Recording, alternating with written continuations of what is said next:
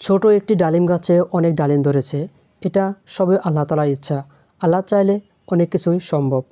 আল্লাহর রহমতে ছোট একটি ডালিম গাছে অনেক ডালিম ধরেছে, যেটা আপনারা দেখতেই পাচ্ছেন। খুবই সুন্দর এবং ছোট বড় অনেক ডালিম আছে। আসসালামু আলাইকুম, আশা করি সবাই ভালো আছেন। আলহামদুলিল্লাহ আমি অনেক ভালো আছি। আজকে আপনাদের জন্য নতুন একটি ভিডিও নিয়ে চলে আসলাম। এটা হচ্ছে একটি ডালিম গাছের ভিডিও। এটা আমাদের বাসায় ছাদে একটা ডালিম গাছ আছে, সেই ডালিম গাছের ভিডিও আজকে আপনাদেরকে দেখানোর চেষ্টা করব। তো ডালিম গাছটা ছোট হলেও এই ডালিম গাছে অনেকগুলো ডালিম ধরেছে। ছোট থেকে বড় পর্যন্ত বিভিন্ন রকমের সাইজের ডালিম হয়েছে, কারণ এক এক সময় ফুল ধরেছে, এক সময় কলি থেকে ডালিম হয়েছে, এটা ধাপে ধাপে বড় হয়েছে।